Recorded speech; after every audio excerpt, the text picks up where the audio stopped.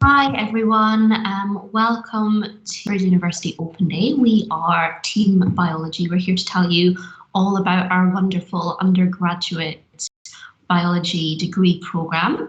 Very quickly, my name is Caitlin and I oversee the communications and engagement for the biology department. So I do a lot of work with our current students and also to encourage new students into our degree programme.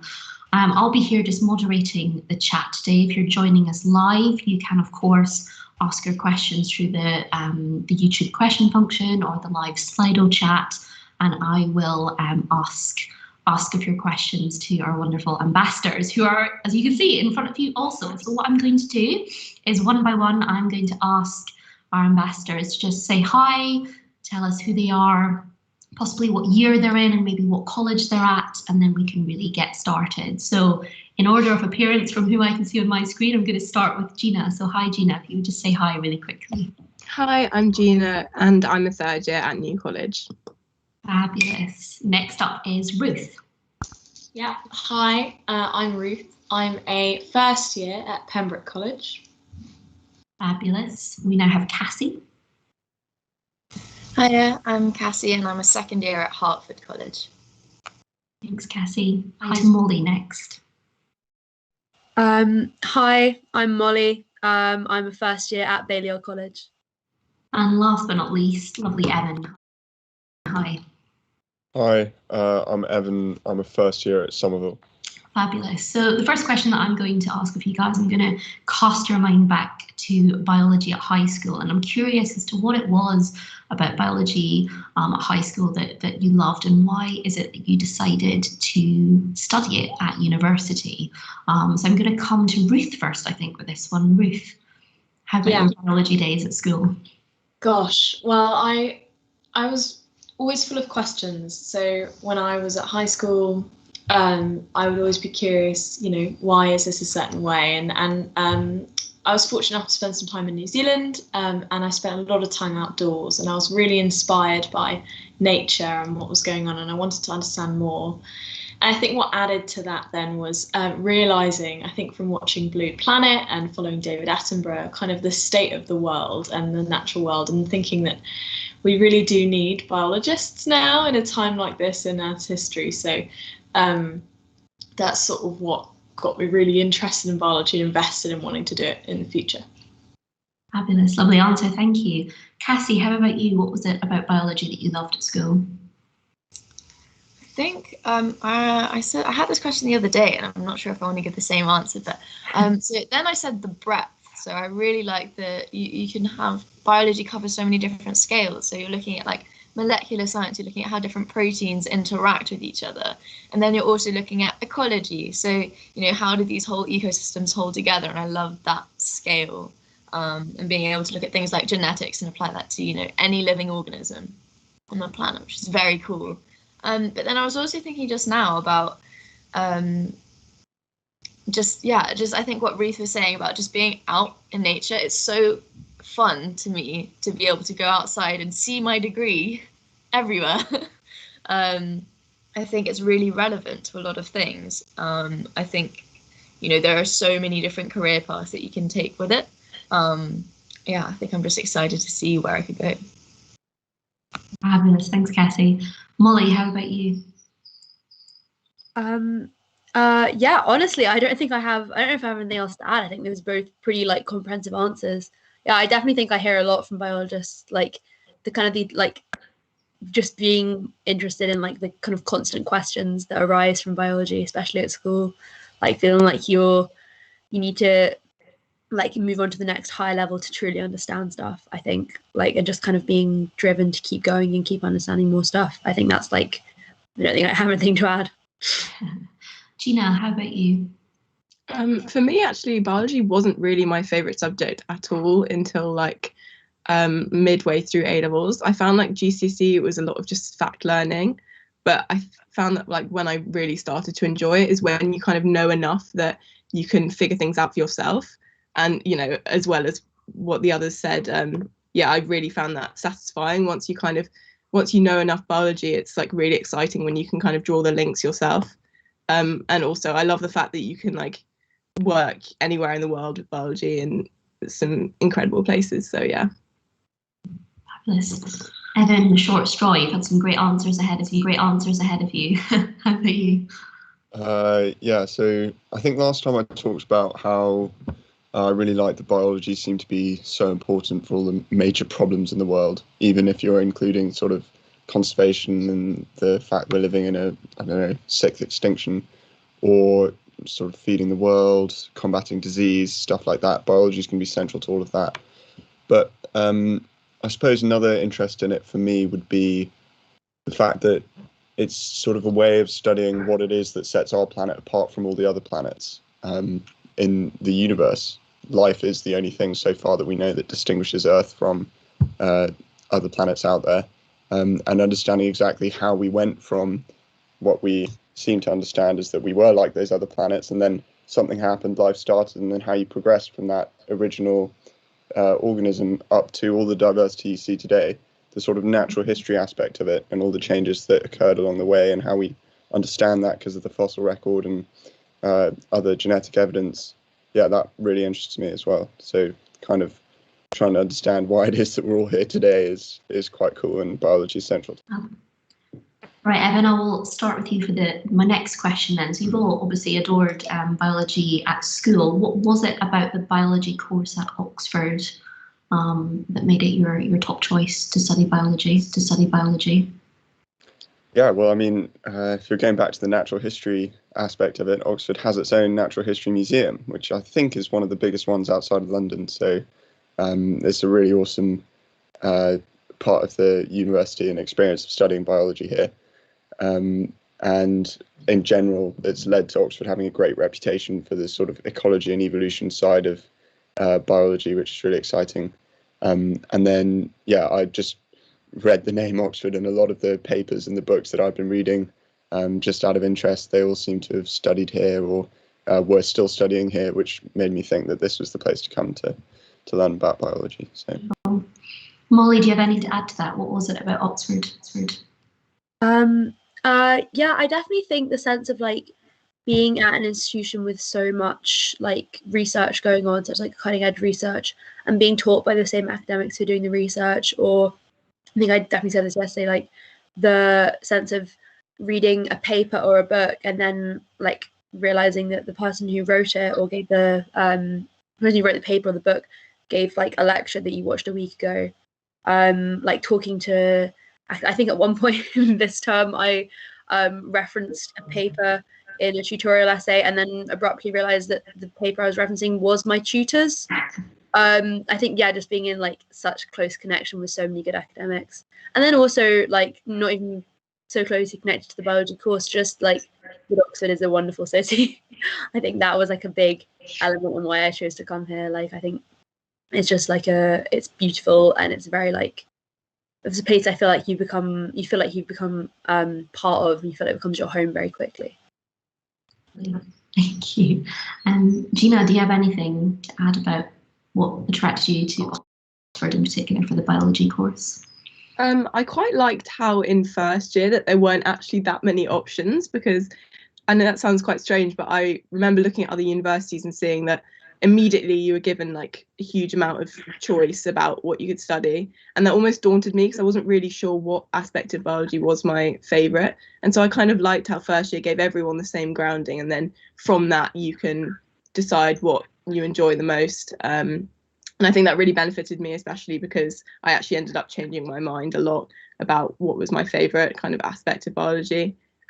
Yeah, obviously as well, like the tutorial system is really, pretty unique to Oxford and Cambridge, and the Cambridge and Oxford science courses are obviously very different because you've got natural sciences at Cambridge, whereas Oxford's much more like biology specific, which was definitely what I wanted. So yeah. Wonderful, thank you. That leads me very nicely to the next point I'm going to ask. I'll come across to Kathy and Ruth for this one. Can we talk a little bit about the modules within the biology degree course, and possibly how one can specialise going through the degree, or whether one thinks that they've got particular interest in marine biology coming in, will there be a marine component, will there be a plants component? Can we talk to that a little bit, please? I'll start possibly with Ruth there. Thank you. Yeah, so I would definitely echo what's just been said, and in that in first year you're not given tons of options, but I think that's really good because it offers you great breadth, and it gives you this opportunity to really survey the whole of biology and kind of get a better understanding of what you really like.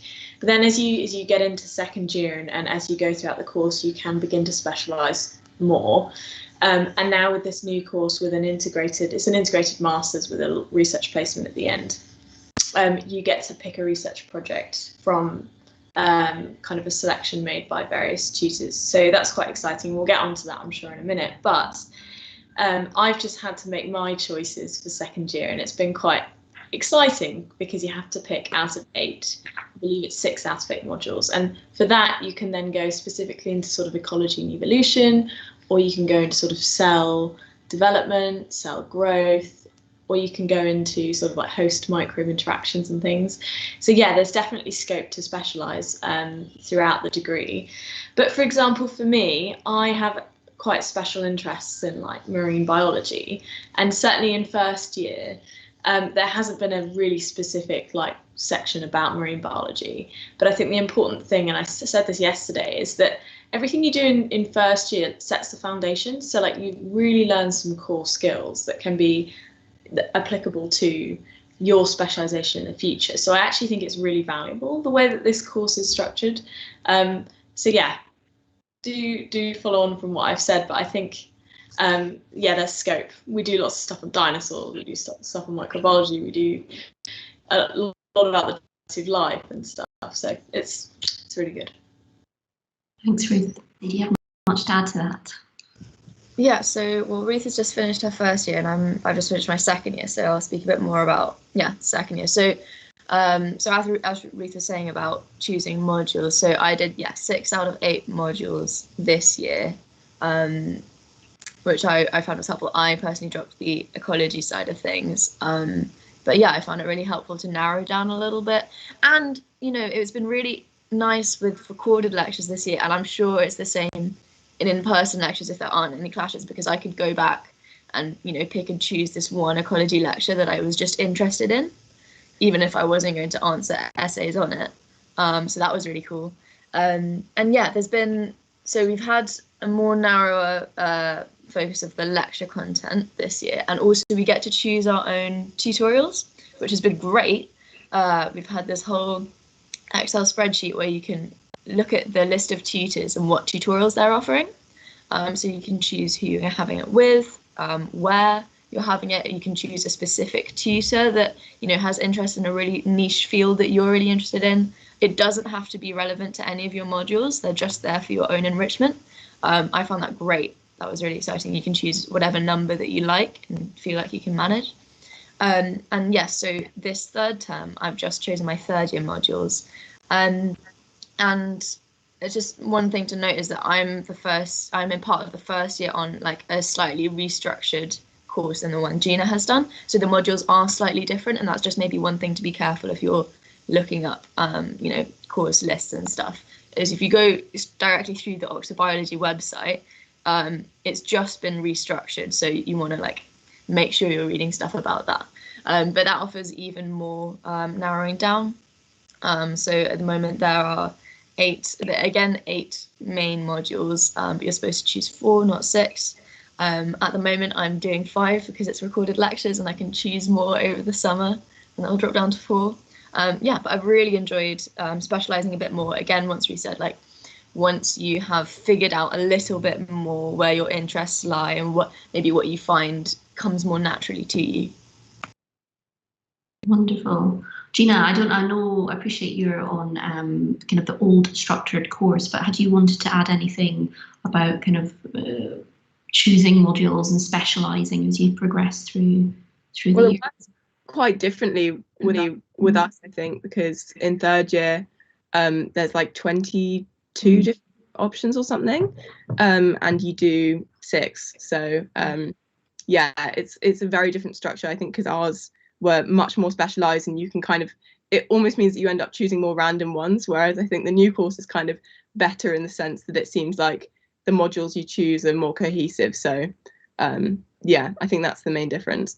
Yeah, And for those of you watching, not to confuse matters, but as you've probably picked up, we have recently changed the biology degree from a 3-year degree into a 4-year integrated master's. So Gina is kind of the last cohort of the previous course. And the other student ambassadors are now on the newly designed course. So, but as Cassie did mention, everything on our undergraduate biology web pages are all up to date and have all the information for you. But do always be in touch if you have questions about that. I'm quite keen to talk a little bit about lab work, field trips, etc. I appreciate we've been in a very, very strange year of it. I might actually start with Gina on this one, given part of your course was in the pre-COVID times. And can you just talk a little bit about kind of the skill sets, lab work that you do as an undergraduate biologist here? So in first year, we did a lot of lab work. We did kind of 2-3-ish hour labs a week. A lot of those were dissections, which were really great, and you just get to kind of look across a really broad range of life, and it's actually an amazing opportunity, all the different things you get to dissect under supervision and just ask any questions you want. So yeah, that was a really great learning curve. And then obviously you do genetics as well, yeah, you just do all sorts of different labs, and you learn a lot in a 3-hour period. It's really intense. And yeah, the great thing I had obviously is I got to work with lab partners. I'm guessing that doesn't happen anymore in COVID times. And kind of, you know, that helps a lot because you can ask the person next to you any questions and kind of figure it out together. Yeah, in terms of field trips, in first year we had the Orielton field course. I think they're still running that for, I mean, obviously not in COVID, but in the new course, which is where you go to Wales for a week, and every day you kind of focus on a different aspect of biology. So we had a woodland day, an insects day, and yeah, it's just a great opportunity to really intensely look at, you know, some aspect of biology with a group of other people and researchers, and it's also very good fun. Yeah, it's always a great week, that, isn't it? I'm going to move down to Evan and Molly with your first year hats on, and ask you also during, you know, this last year when we've had obvious restrictions in place, like how your kind of skill sets and lab sessions have been able to run or have been adapted, and the experience you've had. So I'll start with you, Evan. Yeah, so it was, obviously don't know anything different because it was our first experience of labs at Oxford, but I got the impression that it was pretty similar. We certainly spent a good amount of time in the labs. I think some of the stuff had to be that we would have done otherwise was prepared earlier, but we still did follow through the same practicals and got all the understanding. It was just some of the actual procedures we weren't able to do because of social distancing or something. The labs were pretty similar. We were going in our lab coats and our lab goggles, so you'll still get that experience. I mean, hopefully it will be all better by then. We had masks and hand sanitizer and gloves and stuff. And yeah, the main disappointment was that the field trip was not in Wales, but instead it was around Oxford, which actually worked out quite well. So we did 4 different trips that week. So I think we went and visited the Arboretum. We were in Uni Parks for a bit. We went on a insect exploration day. We went to a sort of freshwater environment. We went up to Whiteham Woods again and looked at bird calls and trees as well. So there was still a lot going on. But yeah, it just wasn't in Wales. But overall, you know, really enjoyed the lab and fieldwork stuff this year. Hoping it will get even better as the course goes. Fabulous, thanks, Evan. Molly, do you have anything to add about your first year experience? No, not particularly. Yeah, I think they've definitely the department's been very good in like trying to make sure we can do as much like lab work and field work as possible, and I think that's been really great. And I think like especially obviously we don't know exactly what next term is going to be like, but especially like going forward, I think they have like such a good idea of what does work and what doesn't, that like the lab work is just going to keep getting, we can keep being able to do more because like they've kind of gotten used to like the workarounds we can put in place. But yeah, I think it's been really rewarding getting to do lab work and getting to like engage and just like be in like a lab setting and understand like the techniques needed, which I think has been really enjoyable. Especially like we had some microbiology practicals, and I know like a lot of my friends have said they think those were like really, really fun. So I just would highlight get to do some really cool microbiology. Wonderful. Thank you. I think I'm going to kind of take a step back now and talk to the admissions process for coming to Oxford for biology. We get a lot of questions, understandably, asking about personal statements and asking about interview tips.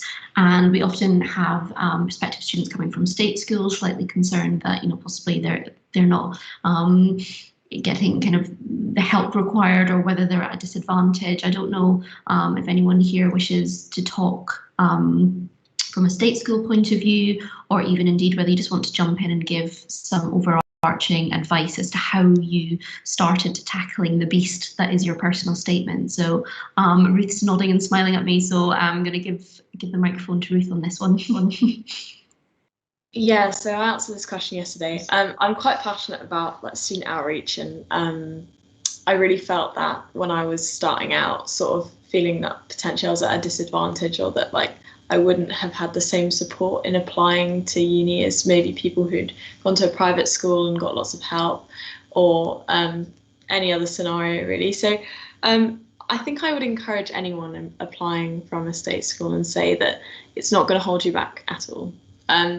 So Oxford is really invested in getting a wide range of students to come from different backgrounds, and they understand that you might not have lots of work experience, or you might not have had tons of interview practice or whatever, and that's absolutely fine. I think the most important thing actually is just being proactive in biology now, and letting your passion show.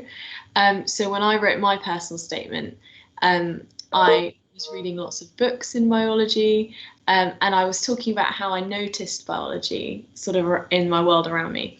So I actually fell off a cliff and broke some bones, and in that healing process I was like really interested in like how my bones like had healed and stuff. So in my personal statement I spoke about that, but obviously you don't have to have anything that dramatic. You can talk about how you went for a walk and noticed how there was a plant being outcompeted by another introduced plant or something, and they love that kind of thing. It's kind of passion and application and interest. So for personal statements I definitely advise that, weaving in and contextualizing.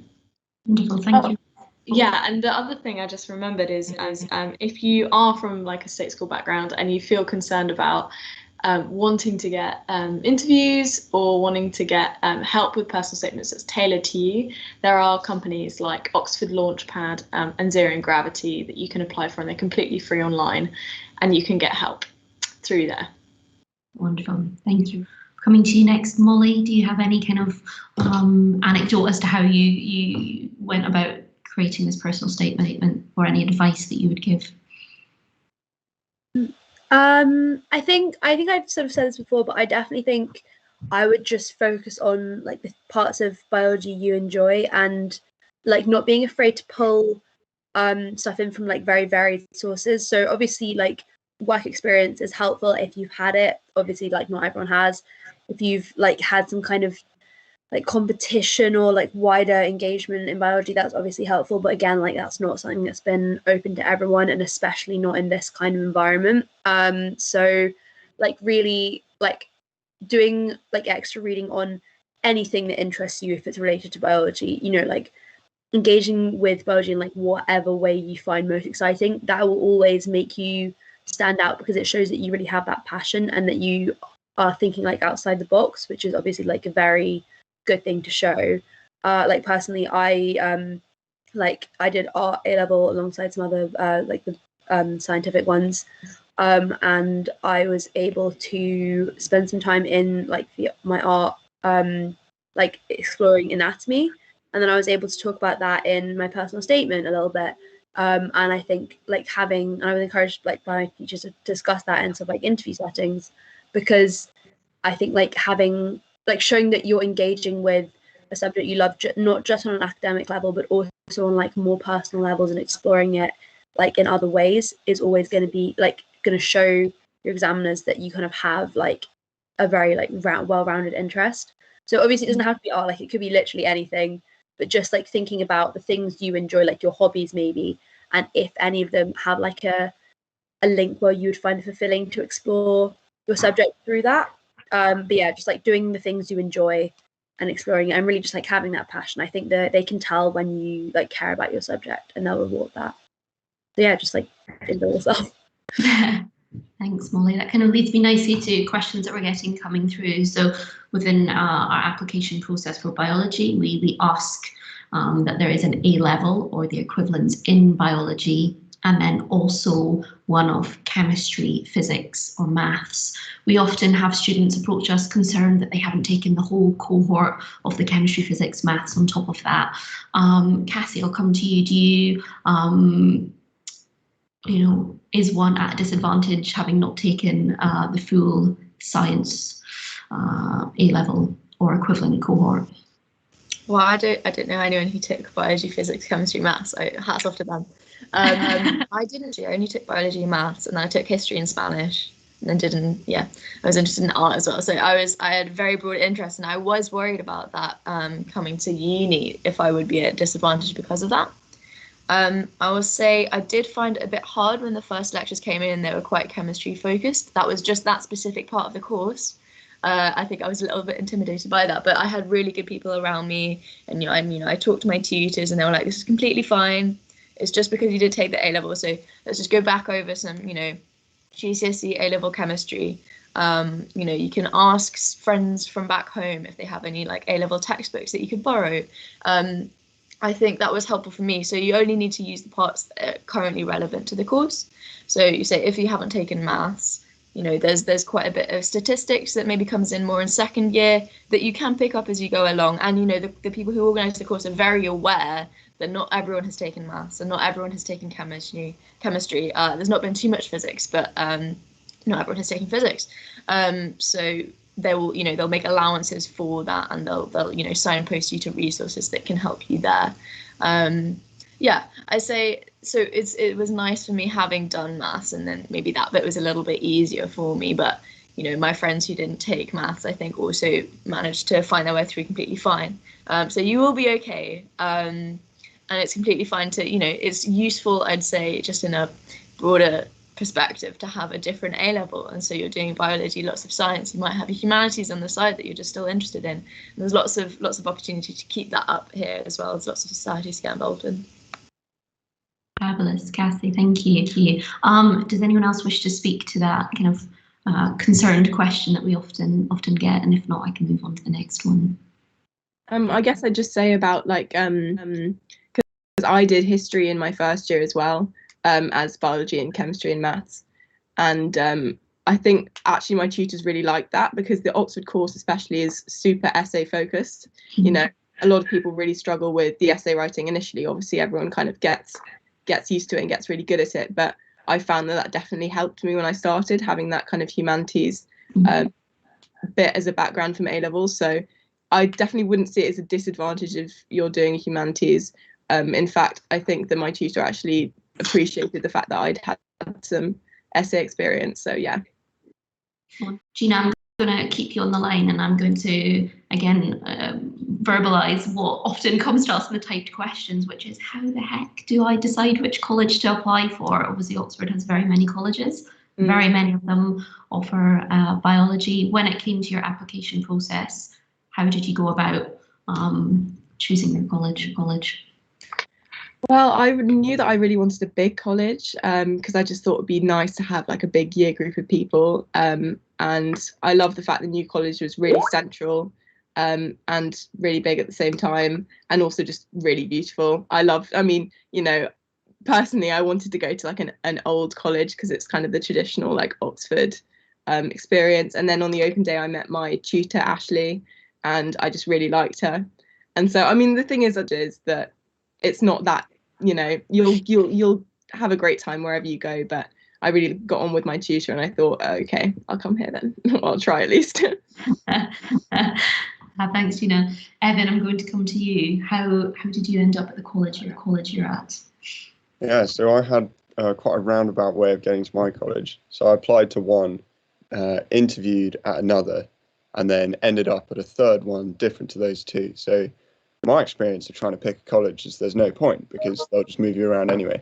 But yeah, I would say in general, the two things, like looking back on it, that I reckon would have been useful to consider would be, or the most important ones would be, how many biologists are there going to be in your year, and whether or not you're going to get accommodation for all 3 or all 4 years, because living out in Oxford is a lot more expensive than living in college, and if that's something that you ought to bear that in mind when you're applying. So I know that, for example, I think Peters, you need to live out in second year. Somerville, I'm very fortunate that everyone lives in pretty much for all 4 years, which is nice. And then, yeah, in general, I'd say having been around quite a few colleges, people tend to overhype the differences between colleges. There are nice people everywhere in Oxford. You'll be fine wherever you end up. So try not to worry too much about it, because yeah, they'll probably move you around anyway. So. Ruth, Cassie, do either of you two wish to speak to your college selection criteria? Yeah, go Cassie. So in opposite to Gina, I wanted a small college, so I chose Hertford. I think I also found helpful, particularly for biology, looking at the number of biologists in your year, as Evan was saying, but also the number of tutors in biology. So I have like 5 biology tutors for 7 of us, which is great. That's lots of tutors. But we also have one of our main tutors is at Somerville, so we go over there for those tutorials, or we did last year. So yeah, those are also nice things to consider.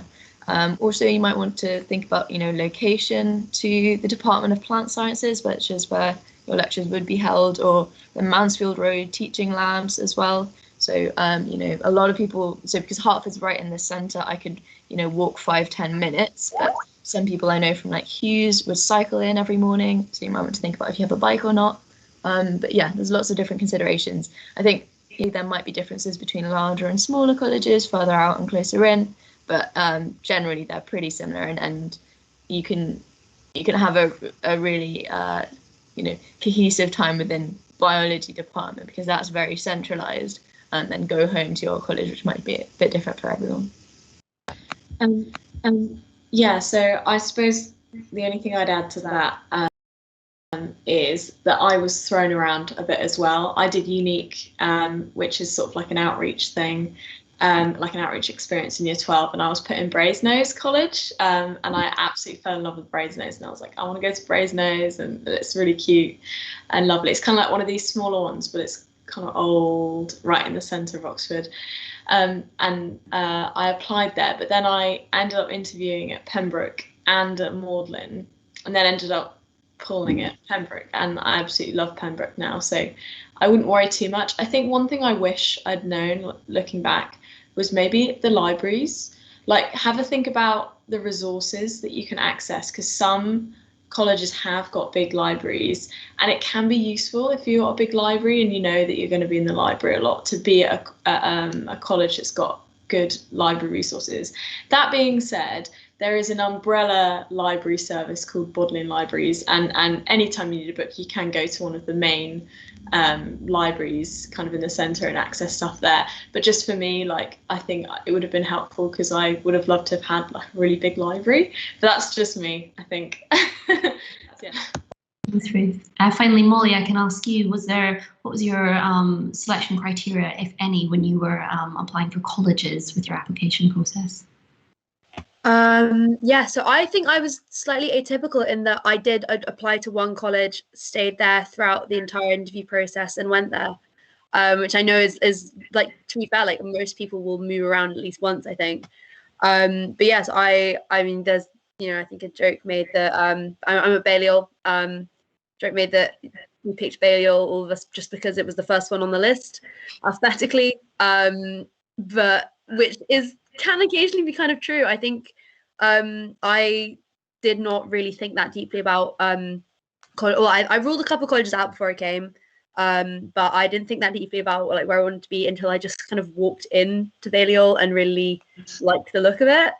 I do think that is like obviously you don't have to physically be there. I think it is just a lot of people will just at some point be researching in college and just see one and just think this seems right to me, and you really should just follow your instincts based on that. But the main things I would say for choosing, I guess like location. So I liked being very central, but other people like being a bit further out, having more space. Like as we were saying, like the libraries, if you like being close to big libraries or having like a really cool library in your college, that's something to look out for. The size of the biology cohort. I am Balliol actually only has 3 biologists, which I did not think about before I turned up, it's nice because you get to have a good relationship with your tutors, but it also, you don't have that many people to discuss it with. If you want to revise with people and the people some of the people don't want to revise with other people, it's nice to have more people around because they might have different ways of going about things, stuff like that. Also architecture. I think some of us are probably architecture snobs. We like the old architecture, or we like kind of new modernist architecture. Some people don't mind at all. It's really up to you. But I do think definitely, go where you feel like you click, go where you feel like you like being around people, and don't be afraid to make a decision for like a silly reason. One of the main reasons I chose Balliol was because you could walk on the grass in the quad, and I just liked that. So just go with what you feel. Love that, Molly. Yeah, I think the overarching thing that you're all saying is really a very personal decision. It can be quite a random decision, and there are no right or wrong answers. I think I would just reiterate that to kind of people watching and catching up on this live stream, that there's no tactics particularly behind it. We've had one question come in just saying this person has so many interests within the world of biology and they're not sure how to hone that down into the personal statement. So please have this in the back of your mind. I'm actually going to move on to talk a little bit about interview preps, and then if any of you are comfortable sharing, a little bit about how your interviews actually went as well. But mindful of that question that just has come in, that this person has so much that they want to talk about, and how do they kind of edit that down, so to speak. Evan, I'm going to start with you and just question a little bit about interview prepping and how interviews went.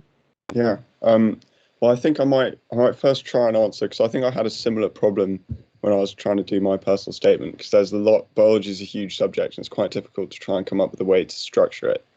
But I think what I ended up doing was trying to find a way to show, find a way to have like a story of why you're interested in the particular thing. So if you can think back to like when your interest in whatever started, then try and trace a story of how you were interested in dinosaurs, let's say, which led you to read this general book about dinosaurs, which then got you interested in, endothermy or something like that. And then you read another more specific book about that. And then that prompted you to write an essay for this competition, and so on and so on. And if you can just connect like a thought story of your journey navigating through biology, that would be really awesome. And I know that's going to have to miss out some of your keen interests, but honestly, having a little keen interest in the back of your mind that isn't on your personal statement might be quite useful when it comes to interviews. If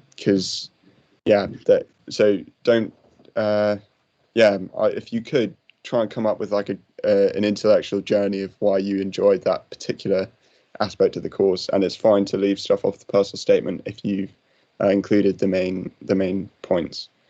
But in terms of my interviews, so I had 2 interviews, one at Balliol, one at Somerville. I think one of them, they were asking me about a skull. They got out a skull and were like, "Oh, describe this skull. What do you think? What do you think this is? What do you think it eats?" That sort of stuff.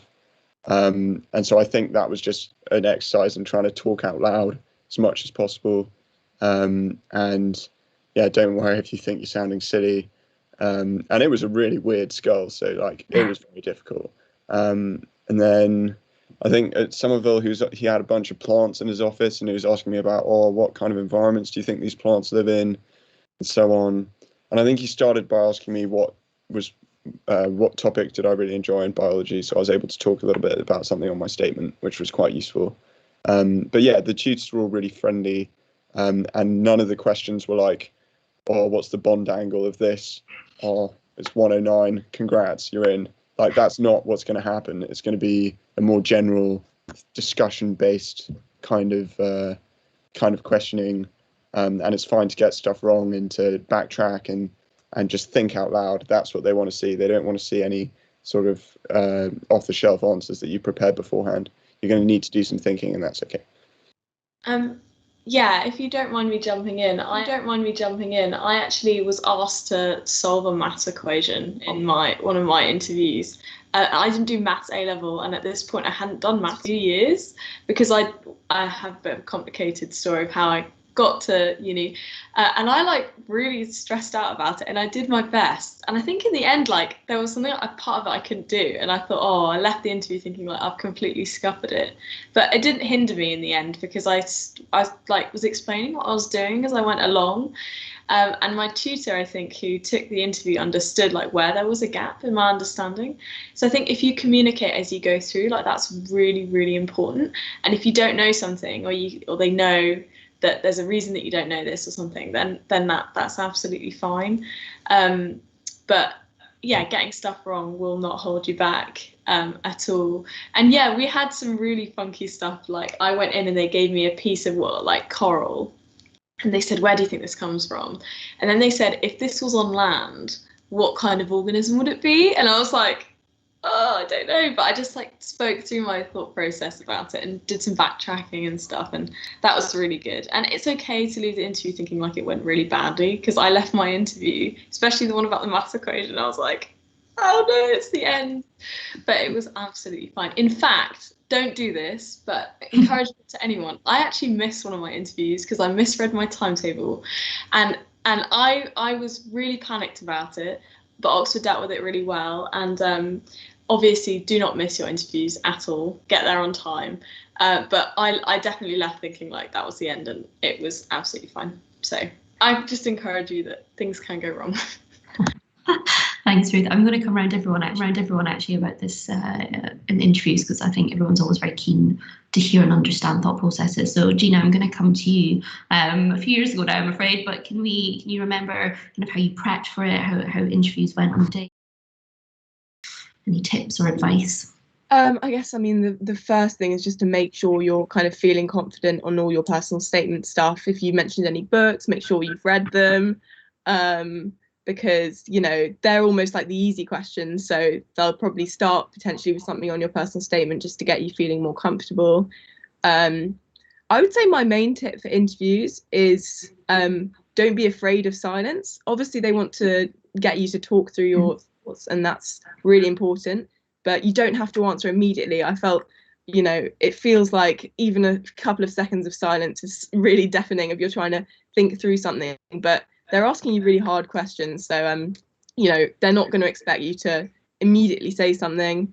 And so have a think. Don't be afraid to like think it through, and then just talk them through. Okay, maybe I thought this first, but actually I realised that wouldn't work. Don't just jump straight to an answer, because they're not looking for an answer. And yeah, I guess I'd echo what the others said in terms of I came out of both of mine thinking they went really badly. But that's probably just because they've challenged you. So don't worry about that. Yeah, they're going to be difficult. So yeah. Gina, Cassie, on to you. Yeah, really, really interesting from everyone. It's always interesting to hear other people's interview experiences, because I think every interview is so different. I had an interview at Hartford and then an interview at St Hilda's, and the one at Hartford was I got given, you know, a little paper like to read through 5 minutes beforehand, and then they showed me like the graphs from the paper and were like asking me about this. It was about hummingbirds. I didn't know anything about hummingbirds. Yeah, so that was really cool. And so we were just going through these graphs and then followed on a conversation from that. And then the interview at St Hilda's was 2 people who had basically a list of potential scenario questions and just kind of quick fire through them at me. And so I was just giving loads of different answers. So they were very different. And I left thinking, I have no idea what they were looking for in either one. And I think the main thing is that. So you can't prepare by memorizing a set of answers or memorizing a thought process. It's not going to work because there are so many different styles of interviewing. The main thing is you get a really good opportunity to geek out about biology, which is great and a subject that you love, with 2 tutors who think biology is great and a subject that they love. which is it's a great opportunity. You're basically getting what a tutorial for us now is, but without having to write an essay first. So just have fun with it. Like, even if it stresses you out, even if you leave thinking, I have no idea how I did, or that went terribly, the conversation can be really fun. You'll leave there with so much more interesting knowledge than you had when you got in. And don't be afraid to like share that interest in that pattern with them. They want to see you get excited about biology. They want to see that you'll love that style of teaching when you get here. So that'll be my main thing. Lovely, thank you, Cassie. And finally, Molly, anything to add there? Yeah, I think everyone's made really good points. I think I had 2 interviews, one at Balliol and one at Jesus. And like Evan, I think we had pretty the same interview. I imagine they won't do the same interview year after year, but I also had the Skull, which was actually really fun and really calmed me down. Because after a few like sort of introductory, how are you, like, are you feeling all right? Like, how was the journey here or whatever questions, the tutor reached under the table, grabbed sort of a massive skull and just popped on the table and went, so what do you think this one is? And I found that actually really fun because it gave me something else to focus on rather than just like speaking directly to a person. I could pick something up and move it around. And obviously, like probably your interview isn't going to be a skull, but I think a lot of interviewers will use they'll use some kind of source. Like in my other interview, I had some graphs and results from an experiment about like mosquitoes, I think, and then also some discussions of an inbreeding syndrome in wolves. I think I can't really remember. It was a bit of a while ago. But so they usually will give you some kind of prompt, and I definitely think like a good way to prepare for that is just kind of doing that like a lot, but very randomly. Like sort of go like, I don't know. If you see a plant, like ask yourself like, why does it look like that? Or if you see an experiment, like if you look at like looking at some kind of like scientific news and you see a graph, try just like look at the graph and figure out what it says rather than looking at the caption. So there's a lot of easy ways you can kind of test yourself a bit, and obviously you don't have to get amazing at working out what everything is. You just have to get a little bit more comfortable with how to respond to something when you don't know anything about it, and that's really all they're looking for. But yeah, I feel like probably people have had this a lot, but at the end of the day, the tutors kind of want you to do well. They want you to they want to have a cool conversation with you. They want you to respond well to it. Like, they're not trying to catch you out. They're trying to give you an opportunity to say cool stuff. So just like let yourself relax into it and see it as see it as people have said, like a good conversation with someone who knows a lot about a subject you care about. Fabulous. Thanks, Molly.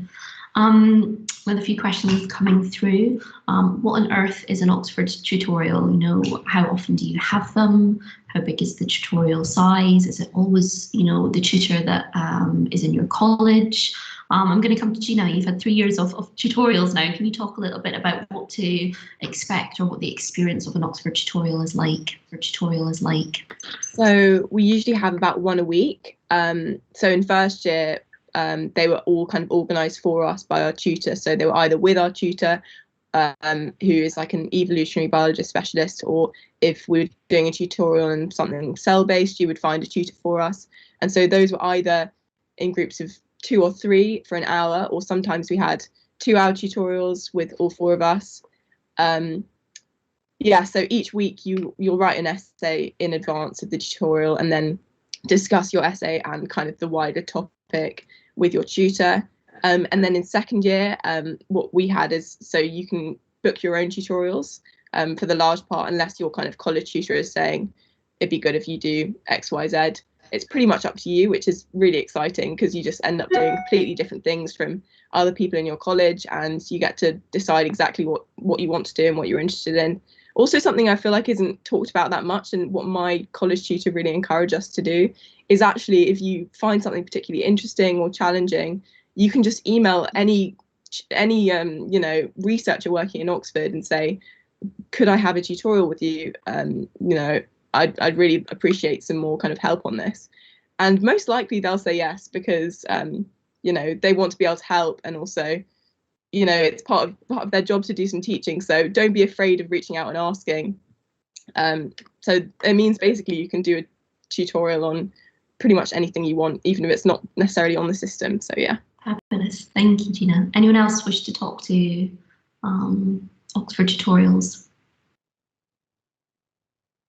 Oh, I could say, thanks. so I think at Somerville's our first year, so we're still doing the in-college stuff. We've got 3 tutors who we often have tutorials with. So there's main guy Timothy, who does plants and like evolutionary stuff, and then Michelle does freshwater stuff and more ecology, and Philippe's more molecular and so on. So we'll rotate around those guys. So you do get to, even in first year when it's supposed to just be your college tutors, you still get exposed to people who are experts in different aspects of the course. And normally it's 2-on-1 or 1-on-1, I found, which has been fun. And yeah, once you get into it, it's fine. Like, it's pretty intimidating for the first one, obviously, but then after that, it's just another part of your week, and yeah, it's really useful, I found. Fabulous. Unless anyone else. Oh, Ruth, you want to go? Fabulous. No, I just wanted to say that they are challenging, but they're really rewarding. I think definitely writing tutorial essays or doing problem sheets and then going to the actual tutorial teaches me like the most, I think, probably because you're forced to be interactive, and they're extremely valuable. I can't understate how incredible the tutorials have been for me. So I actually had some tutorials with Timothy at Somerville. So I came to Somerville, I've been about 5 times because he wanted to do in-person ones, like in a sort of COVID-friendly way. And that was absolutely amazing. And I'm quite excited for next year to do more in-person tutorials because that's really fun. And actually, even in the final few weeks of first year, I sort of had this idea of emailing a tutor who was covering content that I needed and wanted a revision tutorial, and they got back to me like straight away saying, yeah, next week I'm free, I'll do you like a bespoke tutorial for whatever you need revision on. So I was like blown away and just wanted to say that it's incredible, and the tutors are so kind and they want to help, and you can kind of get creative with it. So yeah, that's sort of what I wanted to add. Thanks so much, Ruth. That's great. We're entering our last 5 minutes or so. So what I'm going to do is I'm going to finish up with asking all of you the same question, and a little bit cheesy, but you know, what is it thus far within this degree course have you enjoyed most about biology at Oxford, or indeed what surprised you the most about this course? I'm going to start with Gina. So I found that I really enjoyed evolutionary biology, and I feel like it's something that's not covered that much in the A-level course. A-level biology is really human specific, and you come to uni and it's not that at all. Like, humans are kind of mentioned as a side note, unless you're doing like evolutionary genetics of humans. But yeah, I love how the Oxford course is kind of founded around evolution, and you get a really good grounding in how to like view all of biology kind of from an evolutionary perspective, and I really enjoyed that aspect of the course. Yeah. Fab. Thank you. On to Ruth. Oh, you're on mute. I was muted, but I'm not anymore.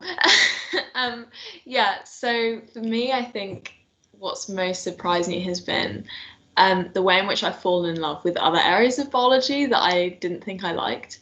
So I mentioned this yesterday, but I always thought I was very much like an animal biologist, and potentially more focused on molecular. But then coming to Oxford and doing the course, I've fallen in love with plants quite a lot, which is like a big surprise. I think potentially Timothy is to blame somewhat for the tutorials I did with him. But yeah, it's just really surprised me. And the other thing, I guess, outside of the course content is the amount of support we've got in terms of sort of funding and opportunities.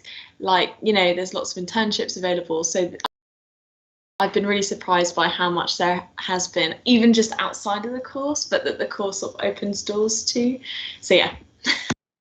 Thanks, Ruth. I think maybe I might go the opposite way from Ruth. I think I found areas that I maybe wasn't interested in, but more like I found that different areas of biology I liked learning in different ways.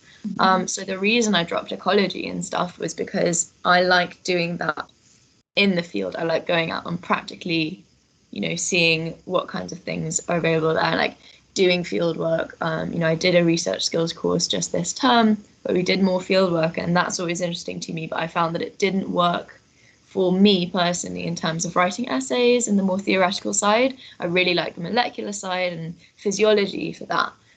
So that kind of helped me narrow down, because I think I was really worried about, maybe my interest will stay broad forever and I'll have to go do a research project in 4th year and I won't be able to choose. I think I will be able to choose now, which is nice. And also because, you'll meet so many people through your time here that like interests the same as you or different, and it's nice to be able to like just catch up with friends. You're not talking about revision, you're just talking about stuff that you like in biology, and they might have really different opinions and experiences to you, and it's so just interesting to be able to both excitedly talk together.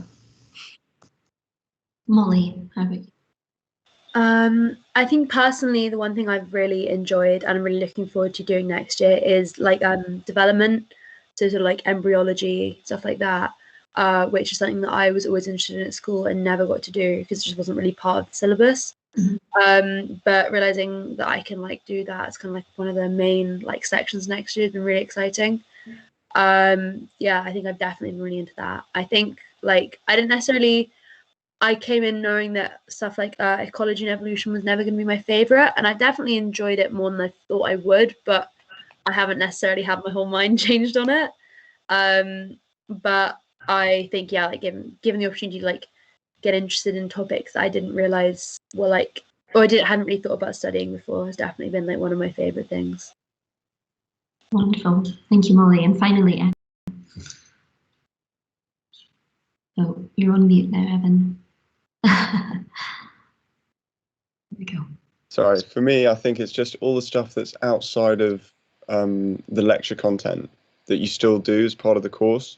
And at school, you'd be lucky to get maybe a practical every once in a while, whereas it seems here that we're supposed to be doing 40 hours of work a week, and only 8 of those hours are for lectures, and the rest is all sort of practicals and tutorials and synthesis sessions and so on, just different ways of interacting with biology on top of just the content, which I sort of anticipated, but like I didn't quite clock that it meant that there was going to be so much more than just sort of learning and memorizing and doing your own personal work, but actually experiencing biology, which I really enjoyed.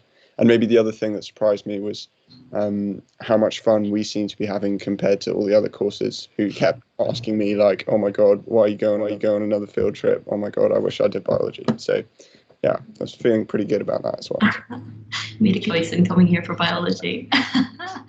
Wonderful. Well, that is us on the hour now. So we will, for those of you who are live on the open day with us, we will be back for a typed Q&A at midday. Some of the students will be back there. So if you have any burning questions that we didn't get through, apologies, but we will be back online at midday. But for the time being, thank you to all of my 5 ambassadors sitting on the screen with me here, who've answered all the questions. It's been fabulous.